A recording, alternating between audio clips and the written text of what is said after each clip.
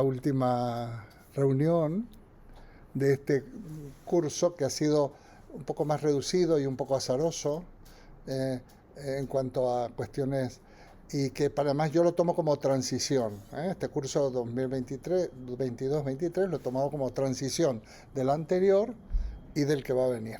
¿eh? Eh, que va a cambiar algunas, van a cambiar algunas, yo voy a cambiar algunas, no me refiero a la tecnología, voy a cambiar algunas cosas, ¿de acuerdo? Entonces sacaremos conclusiones, os comentaré posibles novedades y cosas de estas. Muy bien. Bueno, ya que estoy en ello, vamos a ver, estoy a expensas de que me responda Manuel por la Universidad Popular si realmente podemos pasar a la tarde. Y esto es porque hay gente que me ha pedido, gente que me encuentro por ahí que no pueden porque están trabajando, ¿no? Entonces, para que haya nuevas incorporaciones, seguramente lo vamos a hacer a las 7 de la tarde. No, son las 12 en Argentina, por ejemplo. Si se puede. Ojalá. Y presencial. Es mucho más cómodo. Para vosotros es mucho más cómodo. Cuando andamos con todos estos líos, para mí no digo nada, porque lo otro me desconcentra. Sin embargo, la transmisión online pura, que yo la hago desde mi casa, como la seda también. El problema son atender a estas dos posibilidades. Bueno. ¿Va a las 5 o a las 7? No, va a ser a las 7. No, a las 5 me equivoqué. Va a ser a las 7 si todo va bien. También tampoco va a ser semanal. Bueno, depende. Va a haber dos bloques de 5 y 5 sesiones, el curso próximo, y algunas, sobre todo la primera y la segunda, van a ser semana y semana, para que no pasen, porque como son muy de poner bases, para que no pasen 15 días, entonces a veces va a haber dos juntas y a veces ya está el calendario, se lo he mandado a Manuel, para que, pero ¿sí?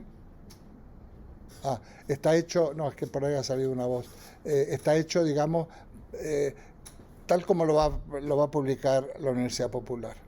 Pero cuando haya seguidas es porque interesa, por ejemplo, también hay otra, me parece que cuando vea el método cartesiano, vea Descartes, también vayan seguidas, para que no pase 15 días, es un tema complejo. El primero por introductorio, el otro por ser un poco más complejo. El curso que viene le volvemos a titular Aprender de la historia de la filosofía, pero va a...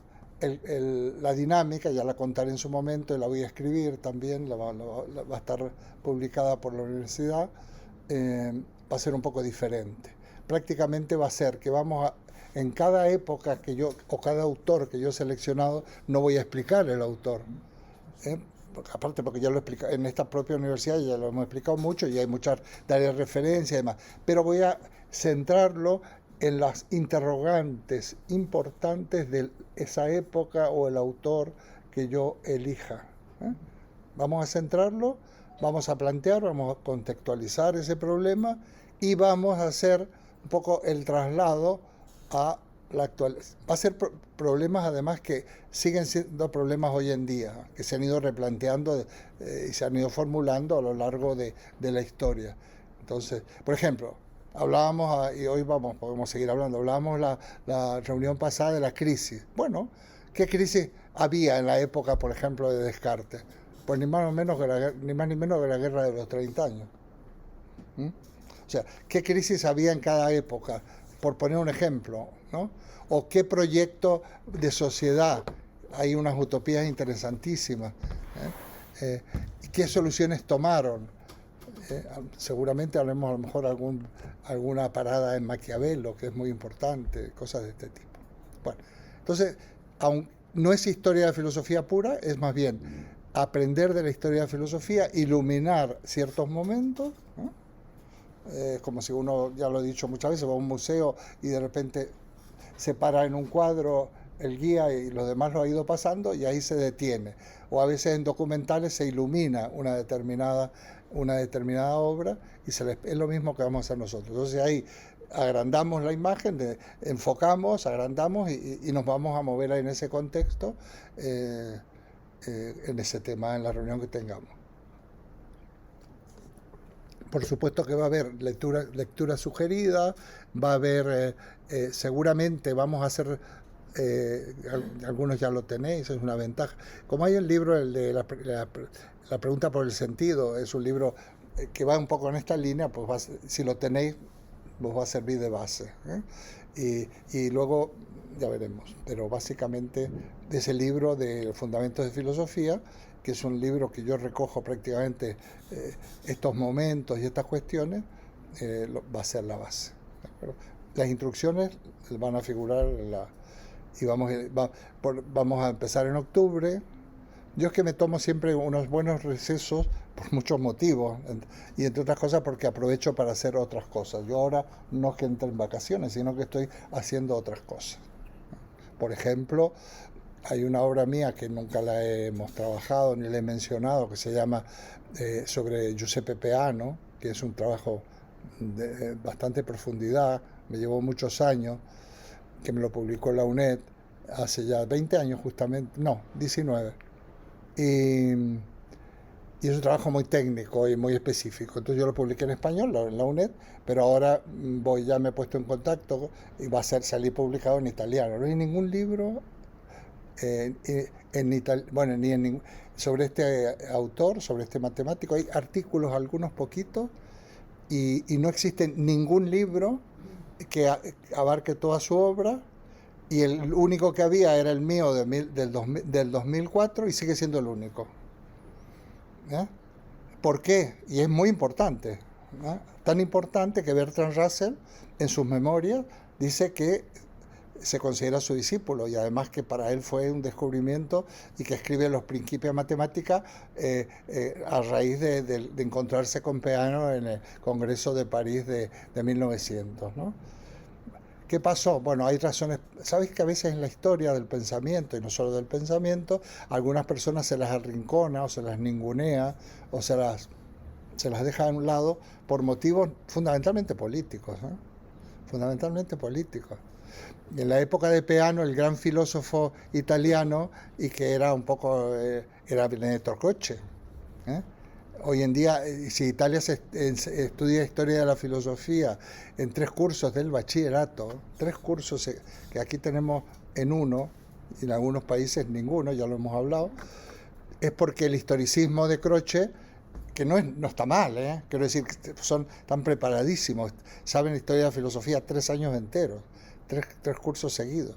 Yo he dado clase ahí, por eso me lo conozco además en directo, hace 1000 años, ¿no? Y es por eso, porque eso impregna un poco los programas de filosofía de las escuelas y de las universidades del historicismo croceano. La lógica de Croce, yo tengo un librito escrito sobre Croce, pero es un librito de encargo, es un librito sencillo, de encargo en su momento, y Croce también trabaja en la lógica, pero es en la línea de Poincaré, un francés que es una lógica más intuitiva. Pero la que triunfa es la de Peano, esa de si P entonces Q, eso que hemos visto alguna vez aquí, pues esa es la lógica de Peano y la notación de Peano. Bueno, estoy en esa aventura que me va a llevar hasta octubre, casi seguro, de la traducción y la revisión de las traducciones y de trabajar con los maquetadores, porque yo italiano es una lengua que la hablo, soy casi bilingüe en el italiano, pero así todo, traducir es una cosa seria. Bueno, por eso dejo, y luego antes eran los viajes y ahora no va a haber viajes, pero hay otras actividades. Otra cosa que os quería contar, porque os lo cuento como amigos y porque tenéis mucho que ver en esto. Ya sabéis que yo me gusta mucho utilizar la palabra acontecimiento. ¿Qué es un acontecimiento? Pues algo que acontece, muy sencillo. Pero el término acontecimiento en nuestra cultura y en nuestra lengua, nosotros le damos el sentido de algo, es algo que acontece pero que es especial. Esto es un acontecimiento. Para que algo sea un hecho o una situación, sea un acontecimiento, estamos hablando de hechos sociales, esa relevancia alguien se le tiene que dar relevancia. A veces es una relevancia que es casi oficial, ¿no? Por ejemplo, un homenaje que se le haga a por ejemplo, a Almudena Grandes. Y eso constituye un acontecimiento, pero porque ya viene desde el nacimiento ese evento con esas características. Por cierto, le han dado el premio Cervantes a un venezolano, me gustó mucho verlo en la 2, el señor además tan sencillo, 93 años, va con cierta ayuda, pero luego sube los estrados y se manda un discurso que lo recomiendo. Si lo puedo pillar o alguien lo pilla, lo metemos en el grupo. Un discurso, el señor va vestido como cualquier señor de 93 años que está por la calle paseando por la avenida Colmenar, y el rey está de frac y el ministro de Cultura, lógicamente, como marca el protocolo, pero un discurso que me encantó, que además es un poeta, yo no lo he leído, lo voy a buscar. Ayer lo dieron en el, ¿Cómo? que ayer lo dieron en el telediario. Sí, pues yo lo vi en la 2, lo pillé. Bueno, os lo recomiendo. Es una persona, ya sabéis que los premios a los Cervantes, los premios en general siempre tienen una parte política. O sea, sería absurdo desconocer. Entonces, lógicamente estamos en un gobierno que ha podido enfocar en la línea de este señor. Claro, es un hombre, es que hay que escuchar el discurso, es un hombre militante. Entonces, bueno, pues, y el discurso del rey estuvo a la altura. Obviamente los discursos se lo hará un equipo, lo que sea, pero aparte de que ha aprendido muy bien de su esposa a leer y hablar, ya no es como el emérito, pero está muy bien también el discurso. Está muy bien el discurso de... esta cosa a veces hay que ir sin prejuicios, no porque ahora apago porque habla el rey. No, pues si habla el rey, lo que dice el rey está bien. A mí me pareció que estaba a la altura. Fue un acto muy bonito. Bueno, fue un acontecimiento. Y entonces, luego ocurrió otra cosa. En estos días murió Fernando Sánchez Dragó, persona muy polémica y que a casi todo el mundo le resulta antipática, y además quedó muy mal por unas declaraciones y unas cosas que escribió hace años. Y lógicamente, yo digo esto porque cuando lo he comentado a Sánchez Dragó, bueno, a ver, pero a mí me dio curiosidad y escuché una entrevista que le hace un periodista de una cadena de televisión, que debe ser una cadena muy de líneas tipo de extrema derecha, ¿no? Porque él luego tuvo derivación hacia Vox y demás. Pero digo, bueno, esto no me va a frenar que yo me lo escuche, porque me interesaba. ¿Sabéis por qué? Porque esta entrevista, que la recomiendo, se la hacen 2 días antes de morir. En el pueblo Castrilli, no sé qué, de la Sierra Castrilli, en Soria. Y en la entrevista, esto tiene que ver es la reunión de hoy, de ahí voy a sacar cosas, ya sabéis. Él dice cosas muy interesantes, porque es un tipo, podrá ser polémico, pero tiene una trayectoria y una cultura enorme. Y dice que, bueno, cuando le preguntan en el último momento que tiene 86 años, que son muchos o pocos, depende cómo se mire. Dice, bueno, voy por el tomo 2 de mis memorias, estoy en el año 60, me faltan 3 y espero poder terminarlo. 2 días, a los 2 días se murió de una manera bastante interesante, de un infarto. Entonces, enseñaron su casa, va a ser un museo, cuando vayáis a Castrillo, esto de la Sierra, él dijo que tenía... Fíjate que estoy hablando de un señor que yo no comulgo en sus últimas derivas, no estoy de acuerdo con su deriva, pero no importa. También se decía de Heidegger que había partido al partido nazi. Vale, perfecto. Y por eso no vamos a leer a Heidegger. No leo a Hitler en Mein Kampf, eso no. Pero, y entonces me dice, yo creo, dice él, y no, estabas muy normal y humilde en la entrevista. Creo que tengo la biblioteca privada más grande del mundo, dijo. Porque tienes 125.000 ejemplares. Y probablemente, si no es la más, estará entre las 4. Porque no hay tanto, porque hoy en día incluso las bibliotecas ya no tienen mucho sentido. Y entonces él ha arreglado una casa de pueblo, de ahí, de ese pueblo de Soria, y estará llena de libros, y no quepa menor duda que va a ser un museo. Siempre muy interesante. Recuerdo, siempre me marcó mucho la visita a la casa de Saramago en Lanzarote, que también está su biblioteca. Me emocioné muchísimo el poder estar donde él escribía, en la cocina donde él ofrecía un café a los visitantes, y la persona, éramos un grupo de 6 personas porque te llevan a toda la casa, también nos ofreció un café. Bueno, para mí fue fundamental esa visita de Saramago por muchos motivos, ¿no? Porque cómo vivió tan intensamente los últimos años de su vida. Yo voy haciendo digresiones, pero espero vuelvo a coger el hilo, que tenía esa leucemia, y ahí fue donde la conoce a Pilar del Río, y vive y construye esa casa, por cierto. Y entonces, estos siempre son mensajes de esperanza.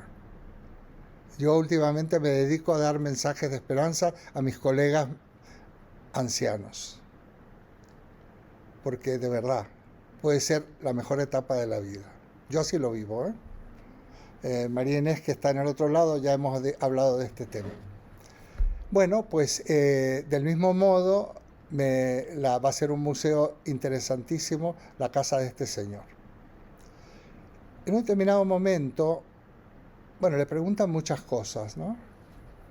Y esto a mí me llevó a lo que os quería contar.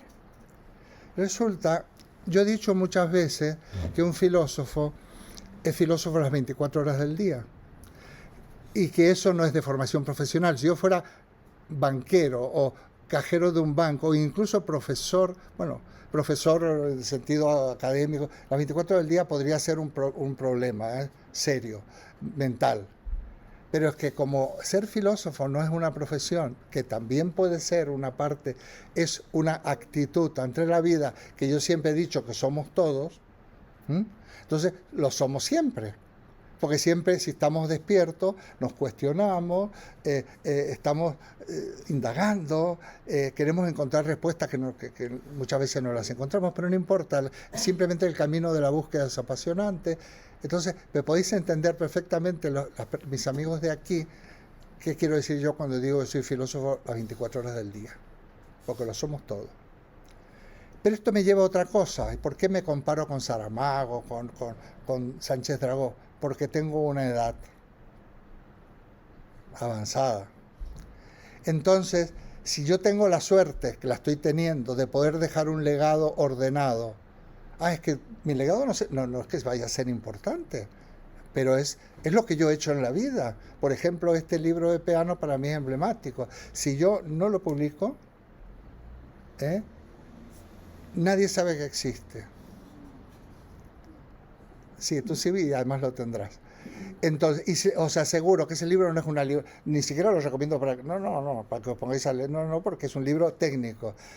Porque yo trabajé en documentos, estuve 10 años me llevó ese libro, estuve trabajando en Italia en varios sitios. Y hay una serie de cartas y manuscritos y textos de los principales de la época que cambian la historia de la matemática, y todavía no se ha pasado registro, esto no se ha registrado, pero la idea de lanzar el libro es para que cambien algunas cosas tan equivocadas en las enciclopedias y en las Wikipedias y en la historia de la ciencia, como pasa muchas veces, porque yo descubrí, esto contradice lo que se dice siempre, temas específicos, de matemáticas, de lógica, de geometría y demás. Entonces, eso es parte de un legado, pero el día que yo desaparezca, me muera, no vamos a ir por eufemismo, no voy a decir me vaya a otro barrio porque el único barrio que yo creo que tengo es este. Estoy seguro que para mí este es el único barrio. Imaginaos que me pilla de sorpresa, qué lío, ¿no? ¿Qué harán con todos los papeles? Primero, ¿qué hacen con mi ropa y con esas cosas? Pero mis papeles, ¿y quién ordena eso? Entonces, primero, eso lo voy a ordenar yo si tengo suerte. Si se me concede, ya llevo más de desde la pandemia, no por la pandemia, coincidió que como estaba encerrado, llevo en esta tarea. Necesito todos los años que pueda, claro, yo quisiera que sean muchos, pero el día de mañana De repente nosotros nos metemos en internet, pum, me sale una conferencia de Gustavo Bueno, que se ha muerto el hombre. Una clase que dio, que está colgada, que además yo no había escuchado obviamente, y me gustó mucho. Yo he hablado sobre el tema de las nacionalidades y todas estas cosas. Era sobre política. Entonces, ya no vale con que yo lo pase a un archivo, a archivos. ¿Y qué pasa que los archivos a lo mejor ni los van a encontrar? Entonces hay un sistema que es precisamente, vas escribiendo tus libritos, vamos, metiendo esos archivos, formato libro, Amazon.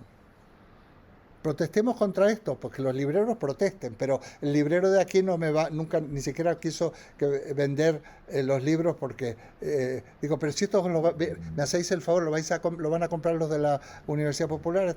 No, esto no, porque los representantes, los mayoristas, bueno. Entonces eso lo subes. Bueno, hay que subirlo. Por un lado Amazon, sino canal de YouTube, tengo un montonazo de horas. Blog, todo esto. Entonces el día de mañana eso está ordenadito, pero no solo para los que tengan de mis cercanos, que a lo mejor empiezan a interesarse mis nietos, bisnietos en esto. Pienso, más o menos, calculo. Algún nieto se ha interesado. Uno hizo un trabajo para el cole. Y entonces yo tengo el deber de poner en orden mi legado si puedo. Tengo el deber, que es una maravilla. ¿Qué sé yo? Yo, por ejemplo, del librito Fundamentos de Filosofía estoy orgulloso de ese libro. Yo soy... no es para darme coba, porque muchas veces en la caja de resonancia de un pensador depende de las circunstancias, y de lo mediático, que lo lancen. Ojo, cuando uno es un profesor que no me ha ido mal, pero de segunda fila, en mi país, si yo no me hubieran dado una patada en el trasero y me hubieran catapultado al mundo exterior, seguramente, bueno, yo en alguna historia del pensamiento contemporáneo argentino figuro. Pero a mí me dieron esa patada, me mandaron al mundo exterior y me hicieron un favor enorme porque descubrí al mundo exterior. Bueno, este es el asunto. Entonces, ese legado, tengo que trabajar en él. Porque se lo debo a la sociedad. No porque yo me considere súper importante, sino porque si todos hiciéramos estas cosas, pues iríamos... Es otra de las maneras de construir la sociedad que tenemos. Por supuesto que en esta última etapa va a figurar mucho... para mí es un acontecimiento lo que ha ocurrido en la Universidad Popular.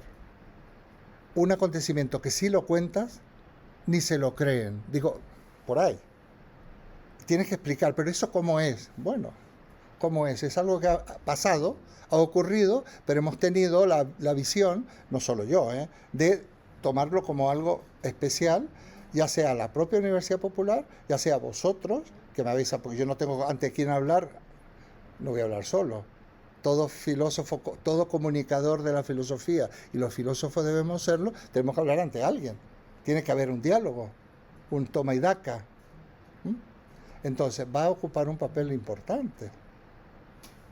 Bueno, pues en eso estaré y entonces lógicamente después de todas estas tareas, el curso que viene, yo espero que en este seminario de aprender de historia y filosofía también haya novedades de cosas. Voy a hablar, tengo muchas ganas ya sabéis que uno de los temas es la vejez, la ancianidad, la senectud, como le queráis llamar, la enfermedad, la muerte, pues son temas que no siguen siendo tabú para la gente. Todo esto es un acontecimiento y esta etapa de la vida es la mejor para mí. Y si cada uno de los que estamos aquí pudiéramos decir, o podríamos haber dicho en su momento, esta es la mejor etapa de mi vida, es que vamos por buen camino. Hablaba con una amiga y dice, bueno, yo no quisiera volver hablando de esto, sí, tienes razón, porque yo no quisiera volver a la juventud. Yo tampoco, ya lo he vivido y... Esta es una excelente etapa. Y el tiempo se puede ensanchar de una manera increíble. Porque claro, como mi futuro, no me atrevo a decir nuestro, pero el mío es mi presente, en el fondo doy gracias cada día estupendo, estoy con amigos de luz, naturaleza, de lo que sea. Esta es una etapa, además, de un gran refinamiento, donde uno ya solo come lo necesario, pero lo come rico, lo come mejor, donde lee... todavía me falta un poco de tiempo, pero espero llegar a eso, de no tener tantos proyectos y poder, donde, digamos, escuchas la música. Yo por las mañanas escucho una música bajita, pongo la Radio Nacional de España clásica, ¿no? O en Spotify pongo algunas cosas y estoy trabajando.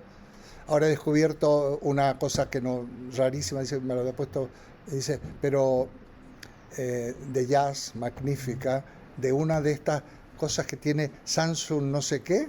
Tú te metes en un montón, y hay uno de jazz puro, pero es que están todos, Ray Charles, Nina Simone, pero todo, pero continuamente tienes el jazz ahí con el número uno, de toda la historia. Bueno, digo, bueno, falta vida todavía, y podemos disfrutar muchísimo.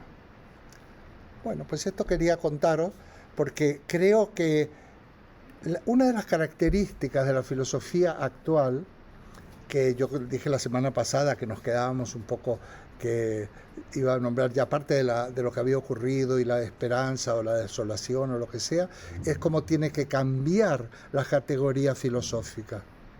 Nosotros tenemos que pensar lo cotidiano y sobre todo para poder poner las bases del cuestionamiento y los interrogantes del hombre concreto. Yo decía, y está en el librito, y no lo digo solo yo, que uno de los grandes cambios que hubo al principio del siglo XX, finales del siglo XIX, es que hubo como una protesta de la filosofía que se había olvidado, según ellos, del hombre real. El primero fue Marx, el hombre real es el proletario, el trabajador, el que nos da de comer, el que no. Pero luego se queja Kierkegaard, ¿no? Y dice que tiene una autobiografía que se llama Temor y Temblor, ¿no? Entonces ese hombre que sufre, la filosofía no lo tiene en cuenta. No digamos nada Nietzsche, terrible Nietzsche, pero genial al mismo tiempo, ¿no? Porque plantea descarnadamente la problemática del hombre real, y sobre todo actualiza ciertos problemas cuando está el Zaratustra buscando a Dios con una linterna. No, lo habéis matado, sois unos asesinos. Ese texto está en el libro, estaba leyendo. Freud, Jean-Paul Sartre, etcétera, etcétera. Todos estos pensadores, digamos, decantan hacia el hombre concreto. Pero ahora hay una segunda vuelta de rosca, bueno, y va a haber siempre muchos. Estamos en el siglo XXI ya. Y entonces tenemos que pensar, en filosofía hablábamos en aquella época de tematizar estas cuestiones de las que estoy hablando. La enfermedad, la vejez, también si por la tarde tengo gente con surgen otras problemáticas, van a salir, pues está el tema de la familia, está el tema de los hijos, el tema de la familia, el tema de los afectos familiares, tanto de pareja como los hijos, es muy importante, porque como nosotros amamos en función del sistema del sistema económico que tenemos en una sociedad capitalista, neocapitalista, siempre predominan los verbos tener, obtener, conseguir, triunfar es tener dinero, tener buena casa, siempre. Entonces, tendemos a la posesión. Y entonces queremos poseer a nuestros hijos, queremos poseer a nuestros cónyuges. Queremos, a veces lo conseguimos y sojuzgamos, otras veces hay rebelión, como es cuestión. No digamos nada cuando queremos poseer a nuestros nietos. Yo tengo muchos nietos. ¿Los nietos? Los quiero y punto, pero yo no, siempre pensamos que a nuestros nietos uno los educaría de otra manera. Bueno.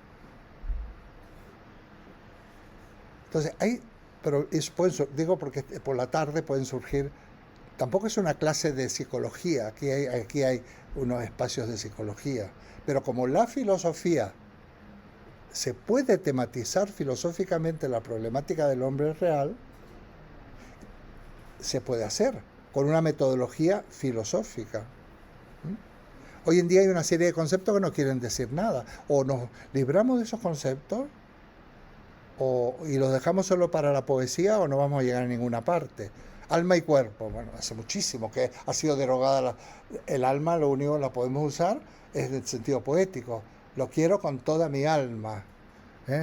Es un desalmado, pero esa dicotomía platónica, que Platón lo decía en otro sentido, muy mal traducida y muy mal derivada a lo largo de los siglos, da esa visión dualista de alma y cuerpo. Eso tiene que desaparecer. También tiene que desaparecer la cuestión de la creación, no digamos nada de otro mundo, de otras cosas, pero claro, siempre respetando. Siempre respetando, porque yo tengo anécdotas. Por ejemplo, estaba una vez en Mendoza en una reunión de amigos que me invitaron, y donde, bueno, ellos hablaban, era un grupo que comentaba textos del Evangelio, pero muy interesante, con un método muy interesante. Digo, pues yo voy, y salían temas que era filosofía pura. Y entonces en un momento dado, cuando se hablaba del más allá o de la existencia de Dios, yo siempre digo, cada uno que crea en lo que quiera, yo le digo, hasta ahí no llego. Para mí no hay otro mundo, no hay un Dios metafísico, sí la divinidad y lo sagrado de lo místico. Y entonces estaba en una reunión, pero no después de la reunión, me invitaron otro día en una casa de los mismos a tener un pisco labis a la tarde-noche. Y entonces sale el tema, yo lo digo, y la mujer, yo no sabía. O sea, que tú me estás diciendo, se acababa de morir el marido 2 o 3 meses atrás, que yo no voy a encontrarlo, me chafas todo. Claro, se me cogió el corazón, porque, a ver, entonces esa ventana de la esperanza de encontrarse con el que ha desaparecido, y como hay muchas maneras, entonces, y además se puede llegar incluso a contradicciones. Los seres humanos somos, eres contradictorio, hombre, claro que es que ¿quién no es contradictorio? No es que tú por un lado has hecho esto, por otro lado no es nada contradictorio. No es contradictorio que yo no crea en el cielo ni en el infierno y que yo cada vez que tengo un problema invoque a mi madre. No es contradictorio. Como si fuera como una santa, la invoco, le pido, oye, por favor, hasta cuando vengo aquí, mamá, encuentra aparcamiento. Y no tengo la superstición de decir que me lo encuentras, pero te dice, pero es que soy así. Y entonces hay una serie de elementos que tienen que ver con lo mágico, que no hay por qué. Entonces cuando lo religioso, filosófico y lo mágico se mezclan, bueno, uno puede tener una manera de andar por casa, una manera de vivir donde se produce una concepción sincrética de la vida que es muy bonita. Bueno, esas categorías de lo contradictorio. ¿Qué es la verdad? ¿Qué es la verdad? Tenemos que redefinir el concepto de verdad. Desde luego, yo tengo clarísimo que la verdad es una función de verdad, porque yo tengo mucha influencia de la lógica por tantísimos años que la expliqué en la universidad. Este señor me conmovió, El señor, ¿cuál es el apellido? Tiene un apellido cortito, el que le dieron cualquiera tiene ahí ¿cómo? Cadenas, ¿no es Cadenas el apellido? ¿Cómo? El poeta. Qué feo. Cadenas. Sí, puede ser. Sí, bueno. Entonces, ¿no ves cómo cuando habla de lo místico menciona Wittgenstein, pero además lo pronuncia bien? Tanto Einstein, Wittgenstein, y efectivamente, una de las, pistas más interesantes la da un lógico, filósofo del lenguaje, que es lo místico, ¿no? Cuando escribe el Tractatus. Entonces, yo desde luego lo místico lo reivindico 100%. Y mis autores favoritos en lengua castellana son precisamente los místicos.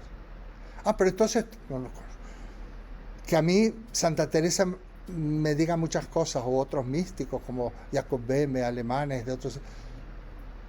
¿Por qué? porque el trasfondo del ser humano es esa mística. ¿Qué es la mística? Pues la mística es precisamente el anhelo de la totalidad. Un anhelo de totalidad que nunca se va a conseguir, pero que la línea,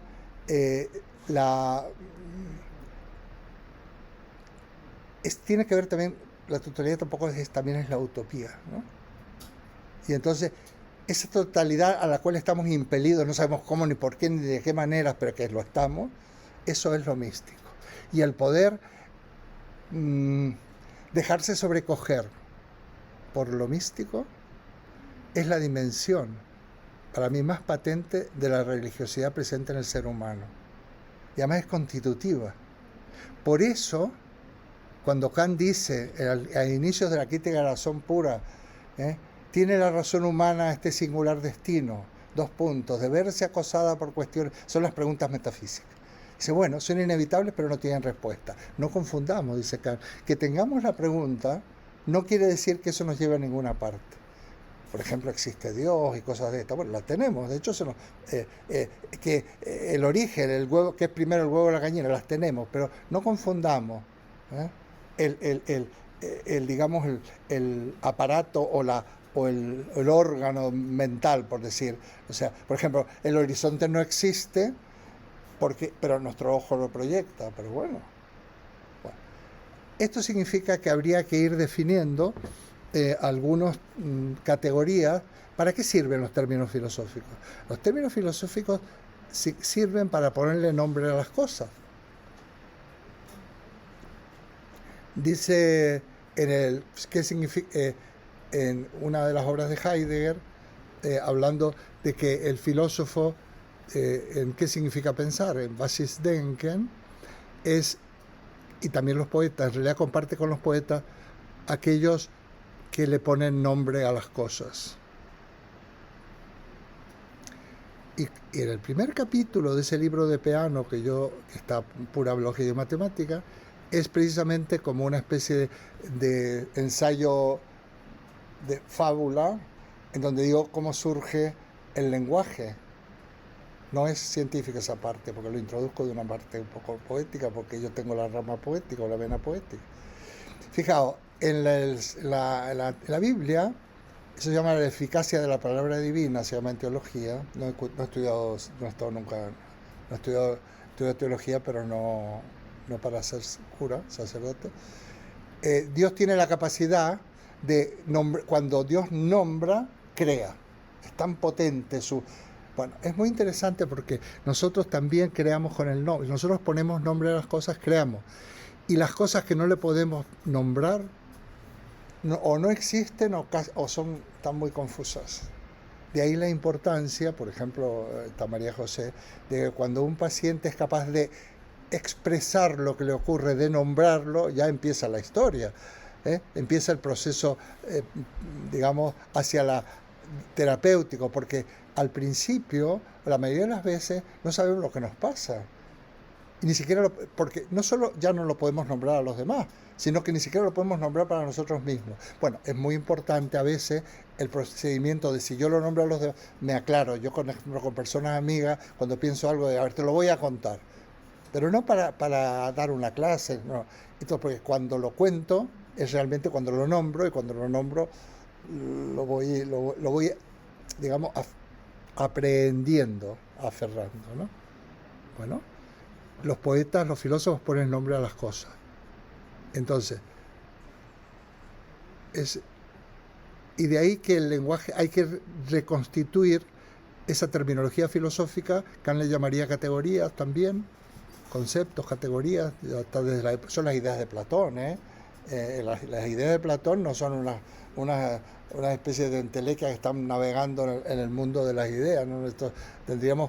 Vamos a volver sobre eso y lo vamos a plantear ya de una manera como muy actual, ¿no?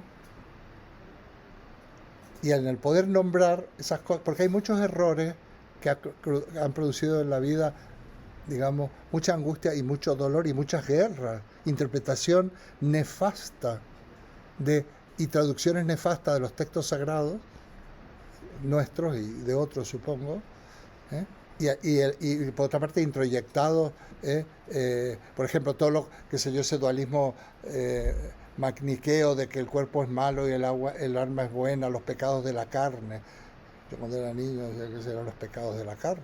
Yo os lo he contado, que una vez antes de hacer la primera comunión a los 7 años, como no quería cometer un sacrilegio, me confesé de haber deseado la mujer de mi prójimo, porque lo digo por las dudas. No desear la mujer de tu prójimo, yo ¿qué será esto? Yo me acuso, Padre, de cuando de todos los mandamientos, de todos, sí, 1, 2, 3, 4. Desear la mujer de tu prójimo a los 7 años. No, pero ahí se genera unos sentimientos de culpa terribles. Luego me di cuenta que eso tenía sentido, porque ya cuando uno es grande puede desear a la mujer de tu prójimo, o de ningún prójimo. Eso está bien, no es pecado. Depende luego lo que se haga con ese deseo y de qué manera y con qué tipo de consentimiento. Bueno, entonces van a variar. El concepto, decíamos la reunión pasada, de pueblo. ¿Qué es el pueblo? A ver, ¿qué es el pueblo? El pueblo va a votar en la Comunidad de Madrid. El pueblo va a votar y va a ganar a alguien esa votación. Y habrá sido votada la persona que salga por el pueblo. ¿Ese es el pueblo? Menudo pueblo. Yo no quiero saber nada con el pueblo. No, es que la mayoría, bueno, hay que redefinir los conceptos de democracia. Hay que redefinir. Es como si aquí decimos, vamos a reunirnos los domingos a las 10 de la noche o a las 6 de la mañana. Votamos. No, perdona. Si yo hago una votación en un universo pequeño, o es por unanimidad o esto no se mueve. Porque no puede ser que ese tipo de votaciones, la mayoría, digamos, aplaste a una minoría que tiene unos derechos. O sea, tenemos que redefinir conceptos de democracia, tenemos que definir conceptos de política. Ahora, eso quiere decir, tenemos que volver a hablar de la ciencia. En la época de todos los negacionistas que aparecieron así en la época de la pandemia y que suelen sustentar ciertas derivaciones del cristianismo, que se los etiqueta con el nombre genérico de evangélicos, que han apoyado a Bolsonaro y que han estado en el último mitin del partido de la oposición. Hoy estoy discretísimo, no estoy dando nombres propios. Pero bueno.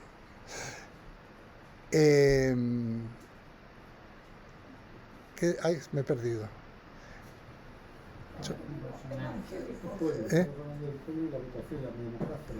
Sí, hay que redefinir todo ese tipo de cosas. Hablando del negacionismo. Parece mentira que en el siglo XXI yo he tenido que escribir y otros defendiendo la ciencia.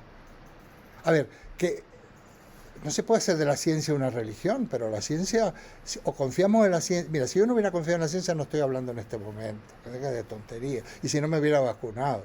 A pesar de todo, algunos se han vacunado y a lo mejor, aunque hayan quedado secuelas, si no te hubieras vacunado, yo no sé, no he indagado, pero de repente se murió Javier Marías, que me gusta mucho cómo escribe y se murió para mí súper joven, acababa de cumplir 70 años. Para mí eso es un chaval. Además él estaba muy, muy vital. No me consta, pero no me extrañaría que no se hubiera vacunado. No me extrañaría. Yo he conocido gente de Argentina que no se ha vacunado, por lo menos eran coherentes, de estos grupos un poco esotéricos y un poco de pensamiento positivo y todas estas cosas, y se han muerto. Porque a una determinada edad te dan esas enfermedades. Bueno, pues esto quiere decir que ir redefiniendo cuestiones. Yo creo que, como veis, ¿dónde apunto? Mirad, yo me doy cuenta muchas veces, bueno, yo lo sé, no es que me di cuenta, pero a lo mejor hay que hacerlo explícito en un determinado momento. Mi procedimiento no es que yo me diseñe una didáctica y una pedagogía, no, es mi modalidad, pero después de 50 y tantos años de actividad docente. Pero lo importante con el interlocutor, alumno, interlocutor, como queráis, es primero llegar a él o a ella, llegar al interlocutor, llegar. Pero se llega no solo a la cabeza, que yo explique un teorema matemático bien, se llega también al corazón. hay que salir a armarla cuando uno comunica, sea el cantante, sea escritor, que a veces más, o sea un comunicador, digamos, en este caso de la filosofía. Porque si yo no creo algo, y se abre la cabeza, pero también el corazón, no voy a poder lo que yo quiero lanzar, porque yo no voy a dar soluciones, voy a plantear cuestiones que las voy a trasladar de manera tal que la otra persona las haga suya. Felizmente tengo varios testimonios que, que luego me han dicho frases muy parecidas, y es cuando les pica ese gusanillo, donde realmente se meten en la filosofía. Y si a mí me tuvieran que dar una comisión por gente que han entrado en la filosofía, sería millonario. Pero yo no lo he hecho por esto. Pero cuando entras, ya lo hemos dicho muchas veces, pero lo puedes, si no, no llevarías 7, 8 años aquí. Una vez que entras en la filosofía no sales más. Es imposible. Y entonces, entonces, ¿qué ocurre? Que uno va directo, abre interrogantes, los plantea, genera una atmósfera, plantea unos problemas y que a la gente se la deja tirada, porque yo soluciones no las voy a dar. No del todo, pero es así, porque realmente, si utilizamos la noción de ser como algo interesante en filosofía, hay que mantener este término, pero que hay que redefinirlo, solo, decía algún filósofo, respecto del ser solo podemos merodear el ser, pero también podemos merodear la totalidad, podemos merodear muchas cosas, incluso las nociones o las tendencias místico-religiosas. Merodear, porque es innombrable, no en vano, el Dios en la tradición judeo-cristiana se dice Yahvé, que en realidad son 2 consonantes que le hemos puesto vocales, porque no se lo puede pronunciar. De ahí que viene que los musulmanes no se puede pronunciar, y ni siquiera se puede, por supuesto, dibujarlo o hacer una estatua de Dios. Y de hecho, si lo hacen, los fundamentalistas lo puedes pasar muy mal, ¿no? Entonces, pero tenemos que acostumbrarnos que está lo innombrable. No es que es el misterio, pero el misterio tiene un poder de atracción impresionante. Entonces, yo no es que lo haga aposta, es mi carácter, pero dejar las cosas como en el aire. No en el aire, porque luego se va recogiendo. El método que yo utilizo no es un método lineal. Me aprendo esto, luego lo otro, y si no he estudiado lo anterior, luego no puedo. No. Las cosas que yo escribo pueden empezar por cualquier sitio. Es un poco como Nietzsche. Yo no lo he imitado, pero me acuerdo que una vez estaba Luz Suárez aquí presentando un libro en esta misma aula, o lo he escrito en un prólogo en un libro. Me dice que yo, como Nietzsche, hacía filosofía. No dice como Nietzsche, pero lo saca de Nietzsche, lo pone entre comillas, filosofía a martillazos, ¿no? Nietzsche, claro. Y entonces deja la cosa, porque no se puede ir más allá. Pero yo no utilizo un método lineal. Yo utilizo, los maestros de primera enseñanza lo saben, método más bien global. Primero hago una primera criba, estoy buscando oro entre medio de esto, hago una primera criba, y luego una segunda, y cada vez siempre me va quedando. Vuelvo y cada vez saco más. Y es el método que yo os recomiendo. No solo en la lectura, en esta actividad conjunta que hacemos, pero también en la lectura de libros filosóficos. Al principio, no me refiero a mí, tampoco. Qué sé yo. Luego yo siempre atiendo a la gente, yo siempre digo, yo a la gente no la dejo tirada, A mí me buscáis, en algún momentito yo voy a deciros algo. Pero, por ejemplo, tuve una alumna una vez que se había leído La Crítica de la Razón Pura en la playa. Jolín. Sí, como quien se lleva una novela, pero el asunto que se lo había leído y además había entendido mucho.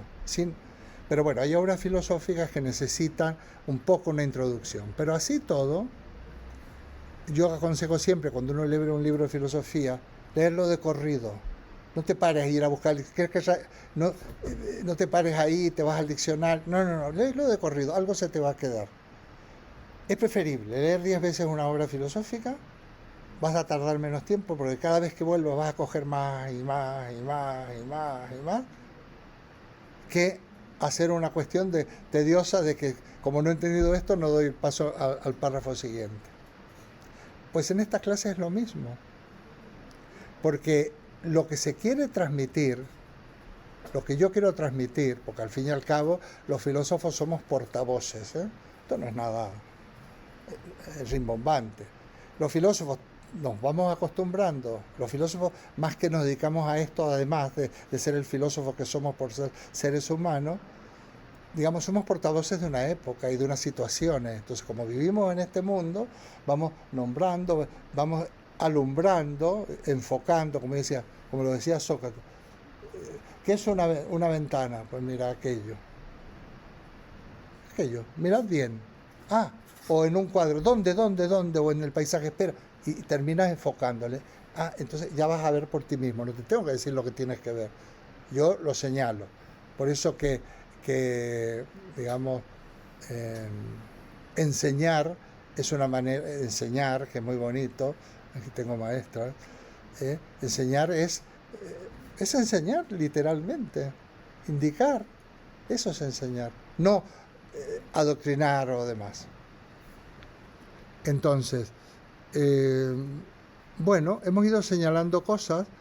Para mí ha sido fundamental. Muchas veces se dice, bueno, qué bien que tienes la Universidad Popular porque así haces algo y te mantienes en forma. No, perdonadme, yo no hago esto porque yo no lo necesito. No, para nada. Esto dice, bueno, viene bien cuando uno se jubila o aprende un idioma o hace cosigrama. En este caso, no, yo no lo hago por eso. Yo lo hago porque yo no me he jubilado como filósofo. Otra cosa es que si yo no hubiera tenido, bueno, tenía otras plataformas, pero a mí me encanta la plataforma de la Universidad Popular porque me ha dado muchísimas satisfacciones. Me ha proporcionado un espacio y unas personas que tienen la gran paciencia de escucharme. A veces no siempre soy súper amable, a veces soy pelín impertinente o pelín tajante, no siempre tengo aristas, entonces todavía lo valoro más, justamente por esas aristas, esa paciencia, ¿no? Y entonces, gracias a vosotros, yo puedo expresarme y tener a quien contarle y expresar las cosas. Dijo el amigo Gabriel en el último, bueno, esto que ha salido un poco de las clases, hablando de un libro, claro que sale, pero sale porque es como si vosotros y vuestros gestos y vuestras miradas tiraran de mí, van tirando. Entonces, dar una clase de filosofía en un grupo es como un director de orquesta. Yo decía, un director hace así y luego se lleva los laureles y el que le ha dado al trombón o al otro es el otro. No, porque resulta que yo me estoy fijando, yo a veces hago inflexiones o digo cosas en oración de relativo, sottovoce, que dirían los italianos, porque he visto algunas personas que para mí importan mucho han arrugado la cara. Y yo no quiero que la gente arrugue la cara. Entonces vuelvo a repetir, o lo digo de otra manera, porque sobre todo en los temas espinosos, ¿no? Pero cuando veo al mismo tiempo que me están con los ojos como platos y van así, me están alentando muchísimo. Por eso con estos tipos de discursos bastante largos, por eso no puedo traer esquemas y PowerPoint. Por eso digo, me preguntáis al final, porque si me interrumpís ya entre la cabeza cómo la tiene uno, pues es... Entonces, aprovechando esto, decir, pues aquí nos vamos a quedar. Os voy a dar la palabra. Aprovecho para agradecer todo esto que os debo. Y ya he anunciado que seguiré intentando renovarme en el curso 23-24. Aquí me quedo.